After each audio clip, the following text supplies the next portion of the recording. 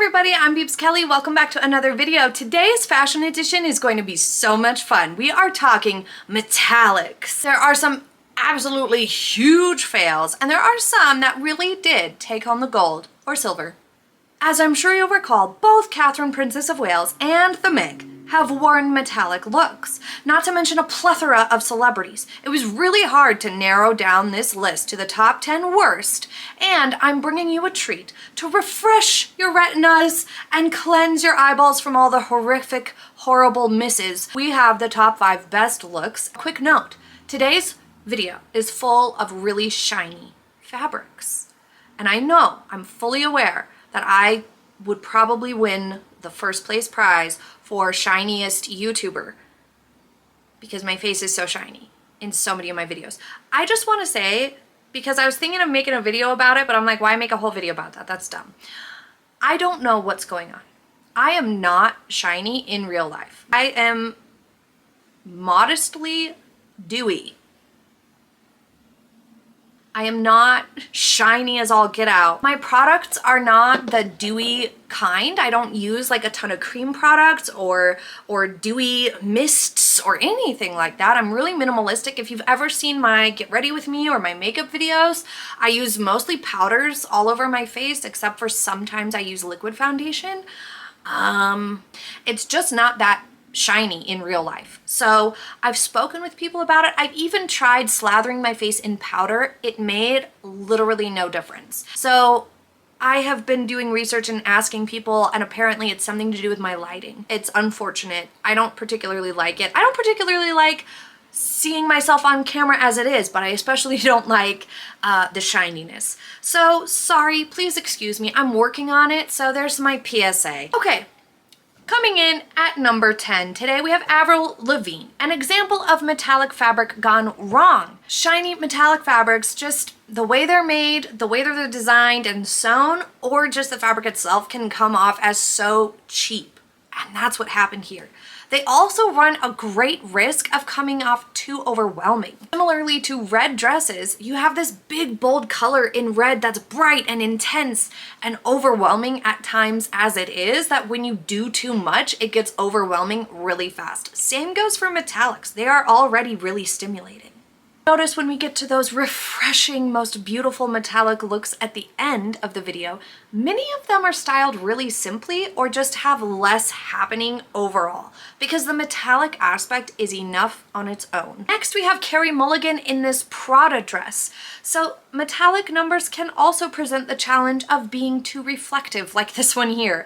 It's like a mirror. It's a cool thought, but in real life, it just doesn't work so well. In practice, wearing a mirror essentially is just gonna make you look wider, and it's just not a very flattering look. It looks kind of harsh. It looks like armor. It reads like King Arthur, the knight, or something rather than nice. It also kind of looks like super shiny fish scales, like rainbow fish or something. Like, I don't know what's going on here, but I don't particularly like it. I think if it weren't reflective, it would have read a lot nicer, but they probably needed that reflectivity to it to get the structure that they were after. I think the cut of it is okay. It is meant to be a little oversized, so even though the cut and length isn't quite as flattering as I would like, you know, fish scale mirrors all over is just stunning in person, definitely stunning on a mannequin, but doesn't photograph well. Next, we have Cynthia Erivo in this number that looks like it's two different dresses got confused.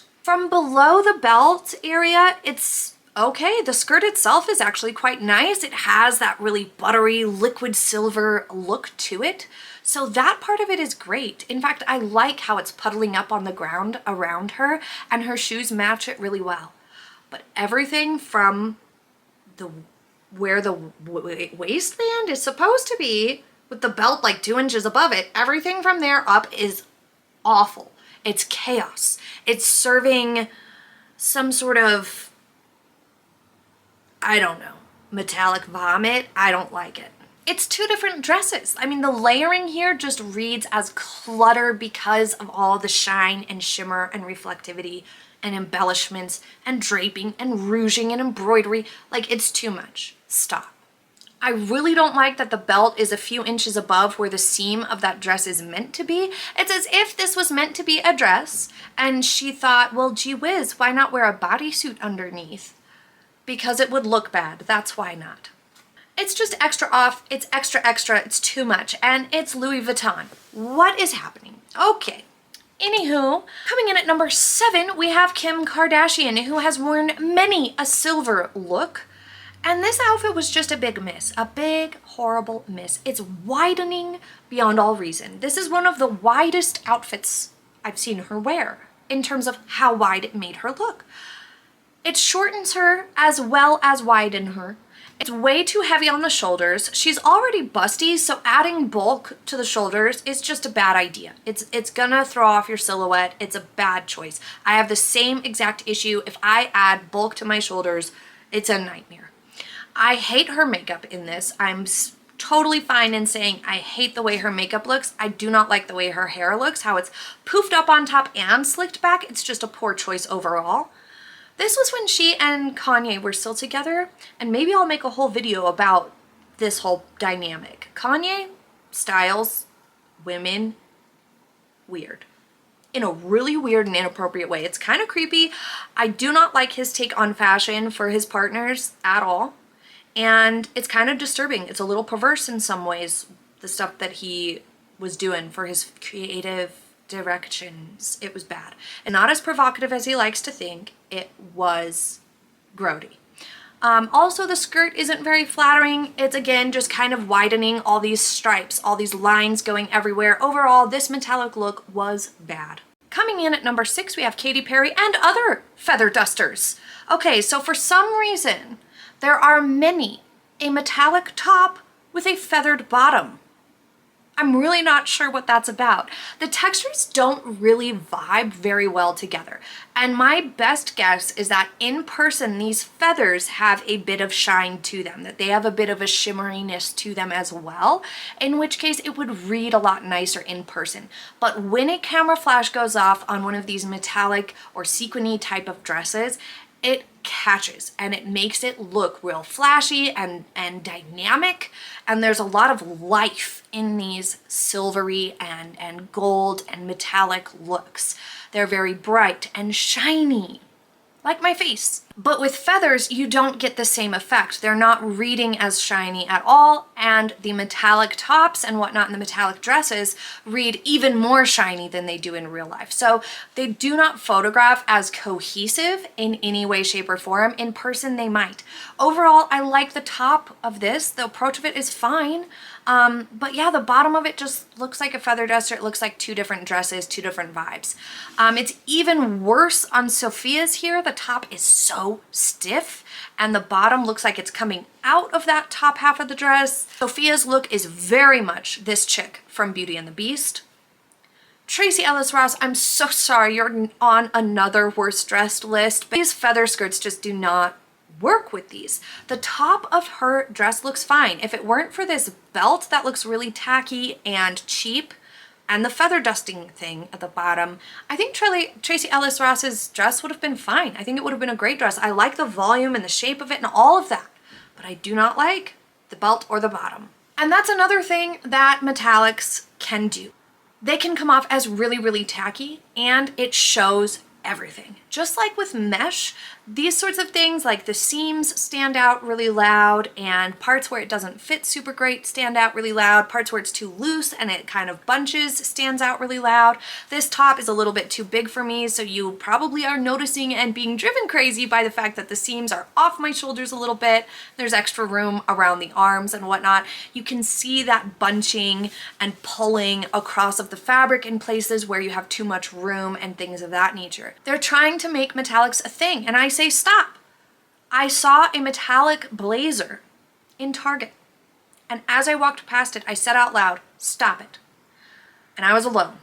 That's how bad they are. They read super cheap and tacky, and they tend to wear really quickly too. And that's just what happens with these types of fabrics. They don't wash well, they don't take any sort of scuffs very well at all. So they're really not an easy thing to do for everyday life. But let's get back to these red carpet looks and see who came in at number 5. Jessica Biel in Kaufman Franco dress. Okay, what is this? No. I like her. I like her a lot. I really do. And who did this to her? It's rude. I'm mad. She kind of pulled it off, but I'm still mad. And I'm still mad at Justin for what he did to her. Not okay. Don't like it. Not one bit. But I like her. Ugh. Okay.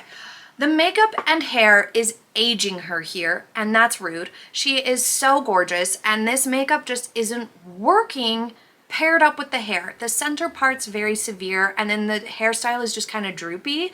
The articles were all like, it's so classic. Well, not quite. It's just not really working. I think for this, an updo or even a ponytail, like a flirty ponytail, would have looked really, really nice. Like an updo, not this back of the head off to the side, kind of droopy from the front. With the center part and the makeup, it's just all is not vibing. This much happening with the necklace really does call for like a sleek and simple up off the face high bun, like a high ponytail or a high bun, period. If you've got this huge chunker of a necklace with like all this fringe, it's a lot of noise. You need to do something up and away with your hair. This dress has this sort of distressed vibe, which at first I say, oh no, your kitty cat attacked it. He found it before you got dressed and ripped it to shreds. Naughty kitty. But once I look at it a little bit more, I like it a little bit better. I mean, seeing the construction of it, it is very beautiful. Each spot where you see a scratch or a tear or a distressed portion, there is little strands of sequins and shine and sparkle hanging from it. So it's meant to be seen that way and in person, at which point it is very beautiful and artistic, and the distressed look does have a place. I think it can be really interesting sometimes. It can make things look aged in a good way. But here it just didn't translate well, and I think that the necklace and styling was a big part of that problem, unfortunately. So as I look at the dress more, I like it more and more the more I look at it, but my first impression is probably the same as you. Who tore up your dress, girl? That's not good. Where's your fairy godmother to fix it? Did his evil stepsisters get to it before you did? I don't know. But the silhouette is amazing. It looks fabulous on her. The fact that it's very simple and all one design throughout the whole dress is really great for her figure. Her shoulders are a little bit broader than her hips, so she can lean into that inverted triangle if she adds a lot of volume to her shoulders. Luckily, her necklace doesn't go out to her shoulders, and there's no like big poofs or shoulder pads happening here. So it does create a nice balanced and streamlined look for her. The necklace overall just plants the look firmly into the messy category, whereas with no necklace or just a different approach to her styling, meaning her hair, makeup, and accessories, it could have actually been pulled off really, really nicely, because the dress is not the worst I've ever seen, but I mean, it's kind of bad overall. But the overall look landed her at number 5, worst on the list, but I really, really like her, so I feel bad. Okay, this is Amber Valletta in Azzaro 1980. You guys, this dress is from the 80s, and that's probably why I do not like it. I hate the way these pleats are made. I hate this giant, huge shoulder V situation happening. Inverted triangle thing added to her body. I don't like the opera gloves with it. I think if the shoulders were less aggressive, that it wouldn't have been so bad with the opera gloves either. I think I wouldn't have minded the opera gloves because black and gold is nice together. I don't think I would have minded the opera gloves if it weren't for this giant, like, it reminds me of Grand Master in Thor. It reminds me of Thor and Asgard. It's bad. Y'all, were you guys putting up with this in the 80s? These insane shoulder pads? What happened to you guys? I am so sorry. This is crazy. It does create the illusion of a smaller waist when you make these big shoulder pads and big shoulders, but it also creates the illusion of an even smaller hip and leg. So it really just makes you look top heavy at the end of the day. So it's safe to say I'm really glad that that's in the past. But yeah, overall, even though this dress is like coming up on vintage, not quite, I would call it vintage, but even though it's kind of doing that thing and we can appreciate it for the 80s piece that it is, as a dress on its own, as an overall look, it's bad. Okay, coming in as third worst, but she almost made it to second worst, is Meghan Markle, because once again, what she did in the dress is even worse than the dress itself. Side part, very good. I am so glad and relieved she has on a side part. Her jewelry fits nicely with the look overall, at least from what I can see. However, it's a very, very, very poor choice of shoe. This strappy shoe, and it looks in some pictures to be like black shoes, but I know in others it looked to be more gold shoes. It chunks everything up down there too much. And then the tan lines, I'm putting that in the styling category because it's a fail when it comes to your makeup or skin prep for the day, is bad. It's a bad look to have those tan lines there. Now, we all know that the dress originally had straps, and that would have helped a lot because the dress looks like it's falling down. You either don't have enough to hold it up, it was designed to have straps, then the dress isn't constructed to hold itself up either. So all around, this is a terrible fail, a terrible idea. Also, the occasion was more business formal, in which if this dress was like in black, it would have been a million times better than in gold, even with the same terrible silhouette. Because this gold dress was far too dressy for this event. She should have done a skirt suit, a blazer, or a snazzy pantsuit maybe? Like something in a bright color. Shock, a bright color? You could do that, you know, Megan. She should have done something like that instead of this, because this just didn't fit the event, which is a #1 rule of etiquette. When you wear something that doesn't fit the event, it looks so strange and everybody finds you to be foolish, and it makes things awkward for everybody. It's a very heavy and stiff looking fabric. It's a very rectangular silhouette. The cutout kind of leads your eye down away from the shoulders a little bit, but straight to that boxy waist. So it's not really working well to like divert attention from anything or create a good focal point that's like a positive focal point. It's not doing that. These shoulders still stand out really bad in the sense that they are dominating the overall silhouette and look. Not bad that shoulders are bad, okay? Don't come for me. It's not a very flattering color. The texture and stiffness of it I very much dislike, and the overall silhouette is no good. I don't like these sorts of really stiff panels down at the bottom on really anybody because they're so heavy looking. They really kind of drag down the look.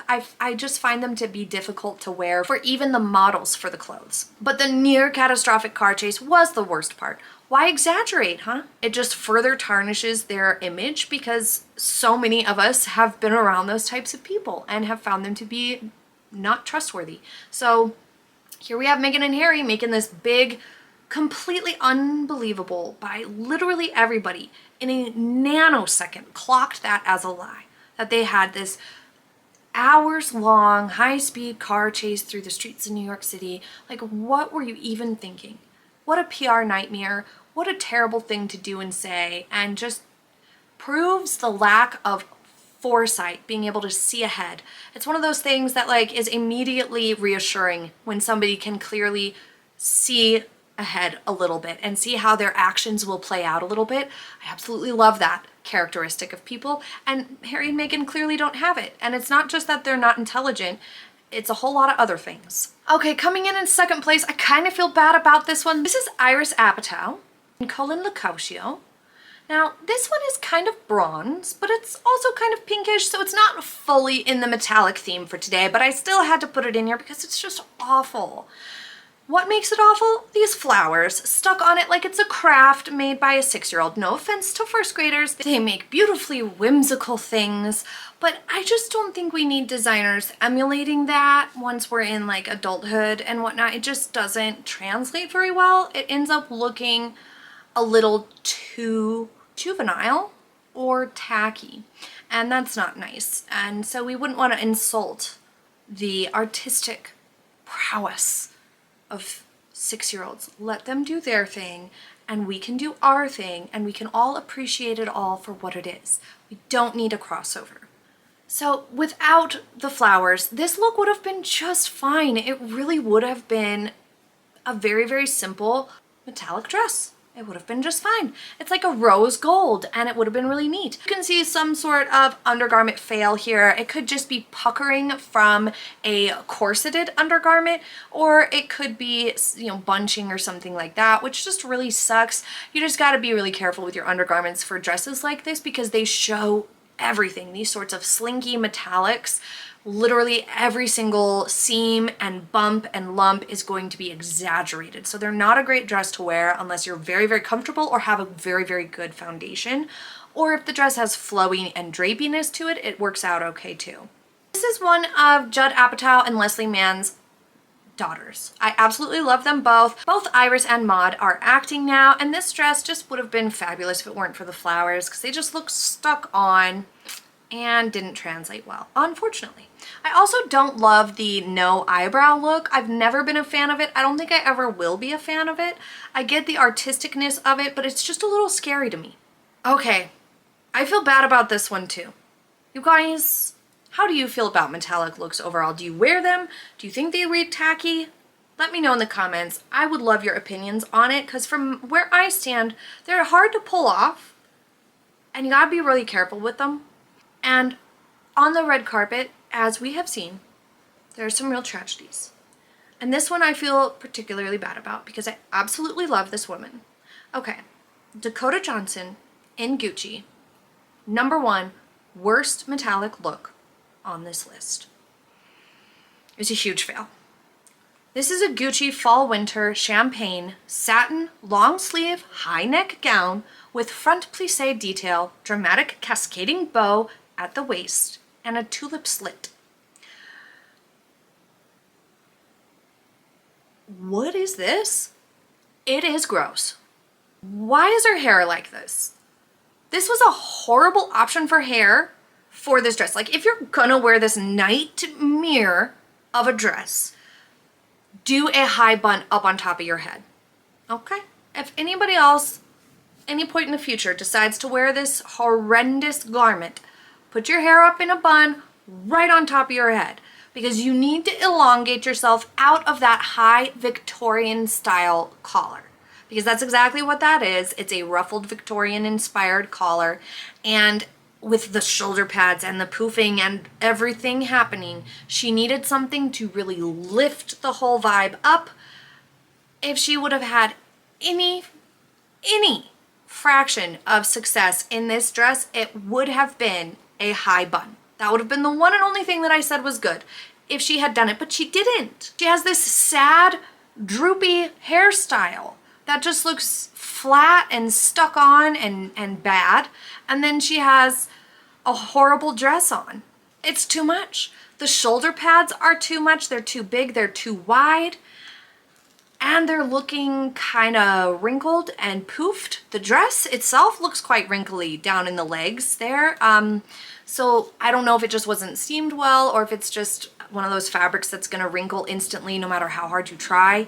The cascading bow here is just really sad and droopy. It's not cascading, it's drooping. It's sad, it's tragic. It looks like an apron. Horrible.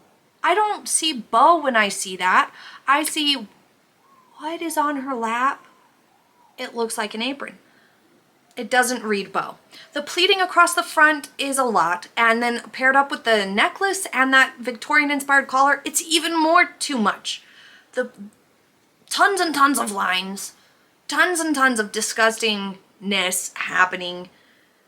And I hate to say that because I absolutely love Dakota Johnson. She is fabulous in every way. She is got a great personality and she's a good sport. So I'm sure she's not too bent out of shape over this dress, not reading well or getting coming across good. She's in one of my all-time favorite movies, just one of the best movies made of all time, Peanut Butter Falcon. If you've never seen it before, you need to go and watch it, okay? Go and watch Peanut Butter Falcon.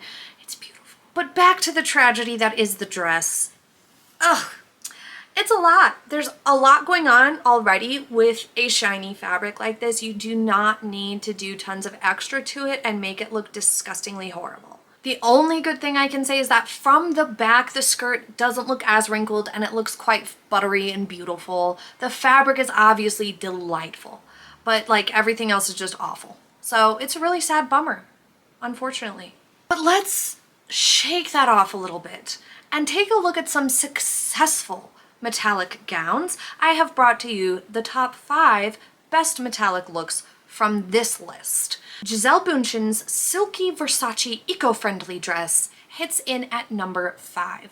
Now, this has really great balance. It's beautiful silk draping. It's styled really well, although again, I think a high bun would have been really, really nice too, especially because it has that collar of sorts.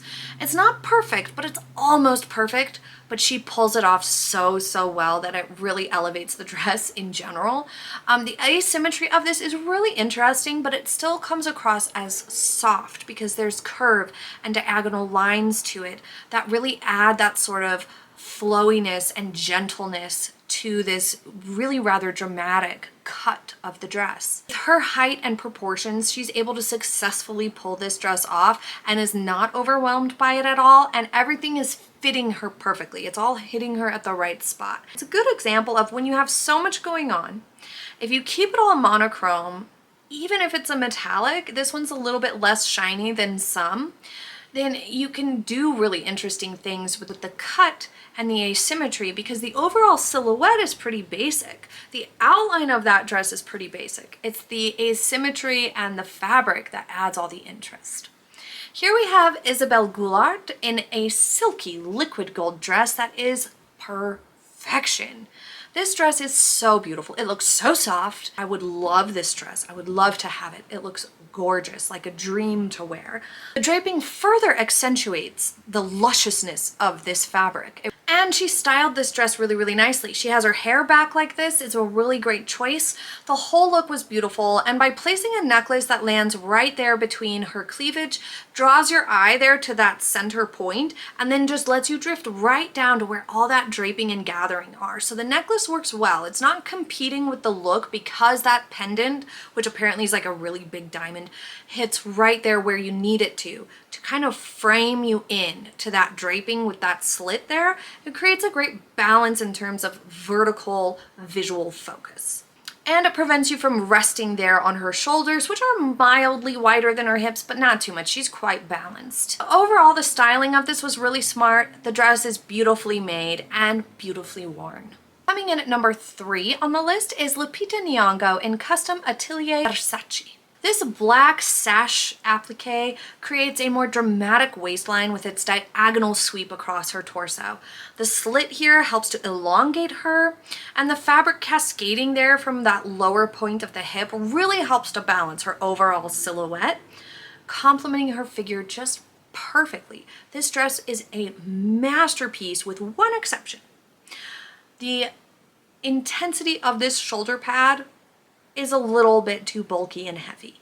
I think that if they would have narrowed it down a little bit and just slimmed it out a little bit more, it would have been a lot more flattering for her figure. She has pretty balanced proportions here, and like, I mean, even her black shoes tying in perfectly with that black accent from the slit coming down, it just looks absolutely lovely. I just feel that that shoulder pad there is just a little too bulky. It's just not quite working. It's a little too chunky for the rest of the look. If they had narrowed it down, it would have been really perfect, truly. The jewelry she selected is small and just right for this look because again, you have this shimmering gold.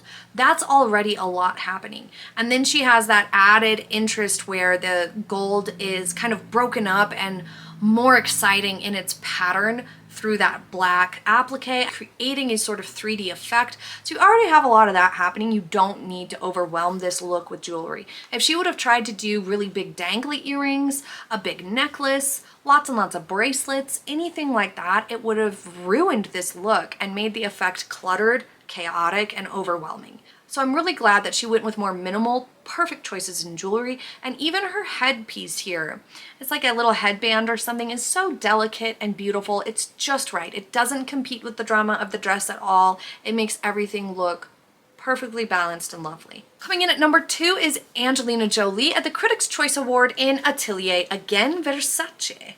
I love this dress. This is the whole package right here. It is all perfect. Her soft blowout with all that body and gorgeous curls with these beautiful studs. Perfect makeup, not too dark, not too light, not competing with the silvery champagne dress at all. This is a silk dress with draped flutter sleeves, a draped bodice, and a flowing skirt that just looks like liquid champagne silver, white gold, just absolutely gorgeous. That's what it looks like. It looks like white gold. It is supreme. It is stunning and perfect, but let's see how this helps along her body type, shall we? Now, she has relatively balanced shoulder to hip ratio, although her shoulders are ever so slightly more broad than her hips, but just barely. Her bust is quite large, so that kind of contributes to that top-heavy vibe to her hourglass figure. She does have a well-defined waist, but she has a short torso in comparison to her limbs. If you missed the video where we compared her to how Meghan Markle dresses, I will link it so you can see it and see how they style those longer limbs in comparison to that shorter torso very, very differently. Angelina is very successful at balancing her proportions, while the Meg simply is not. It's just a fact. But Angelina Jolie, what I'm mentioning here is that her legs and her arms seem longer in proportion to her torso. Part of that is helped along by the fact that they are so thin that she's quite lean. Of course, that is all due to a medical situation, which I think most of you guys are aware of, so we're not getting into any of that. But the point is that even if it weren't for them being quite thin, they are quite long. But thin and long compared to that shorter, slightly shorter torso in proportion gives that sort of lanky limb effect. So by having longer sleeves, she is able to very effectively balance her longer or lanky looking limbs through those longer sleeves. Things that are strapless or really short sleeves or have like really, really tight sleeves, even long sleeves at times, can accentuate the lankiness. But by having it hit closer to the elbow, you're able to minimize that lankiness of your limbs. So the sleeves and their length are a great choice here. Also, you can notice that the dress, the draping around the waistline and the bodice actually stays nice and tight a little bit longer down towards her hips. So it's nice and fitted down closer to her hips, which helps to elongate her torso a little bit, creating greater overall vertical balance when you look at, top half versus bottom half. The asymmetrical interest also accentuates and enhances her waistline and just benefits the overall look excellently.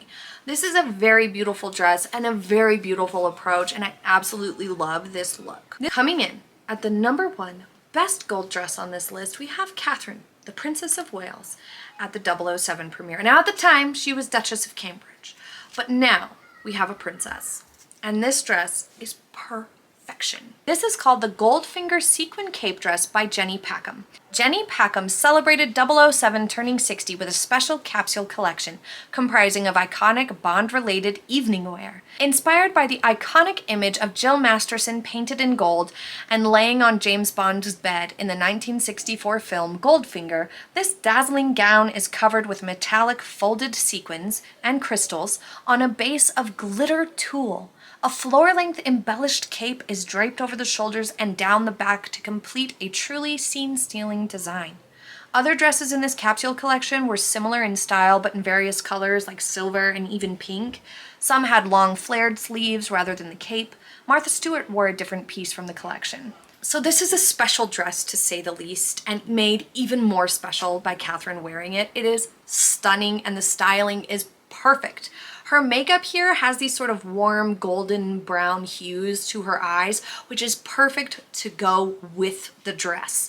If she would have tried to go something really cool toned and steely like gray, it would not have worked well at all. Even lots of like blacks would have been overwhelming. So keeping it in these browns kept it looking almost more natural in a way because of her dark hair and whatnot. And it successfully did not compete with the dress, given that gold is so warm in this dress and the tulle even looks so warm that it really went nicely having that brown eyeshadow makeup. As I'm sure you notice, her updo is not super tight and pinned back, and this is to help balance that cape. The width of the shoulder line in this cape dress needed her hairstyle to have a little bit more of a loose fit to it, so that was also really, really perfect.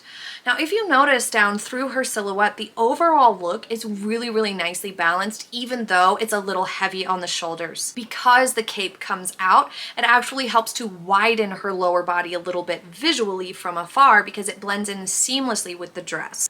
This in turn accentuates her thin waist even more and makes it look even more dramatically thin, which is a lovely effect for her. Not that she needs it, she has such a great figure all on her own, but your eyes go straight to the waist and it does a great job of just accentuating her figure there. Overall silhouette is just lovely, it's balanced, beautiful and regal and elegant. and glamorous, of course. Also on theme and appropriate for the premiere. The fact that this was a capsule collection for 007's 60th anniversary makes it even more suitable to wear this dramatic gown. She is on the red carpet for a movie premiere, so this is the place to do it. I always talk about how appropriately Catherine is dressed for events, and that means for these fabulous events, she goes full glam and does it impeccably well. Now I have a fun question for you. Where do you think Meghan Markle would be seen sporting this particular dress had she had the privilege of wearing it? I'm sure it would be somewhere far less appropriate than the 007 premiere. Leave it in the comments where you think she would have chosen to wear this dress. I'm going to make a poll for it. I love the polls, you love the polls. We truly finished on a stunning golden first place note here. She looks absolutely lovely. This is one of the most iconic looks of all time when the history books are made about this wonderful, stunning, beautiful human being. This dress will surely be one of the top ones to pop up. Thank you all so much for being here with me today. I appreciate each and every one of you. If you enjoyed today's video, please do not forget to click the like button so that I know. And if you would like part 2 on metallic dresses, please do leave a note in the comments so that I know it is wanted and I will make one. For the red dress video, if you missed it, I'll be sure to link it. Everybody told me, yes, make a second one. So it is in the works. I'm planning it out. Do not hesitate to drop it in the comments. I always appreciate it. Even the constructive criticism is helpful, as I always wish to improve to make better content for you all. So thank you again for your time and being here with me today. I truly enjoyed it, and I hope you did too. I will see you in the next one. Have a happy day, everybody. Bye.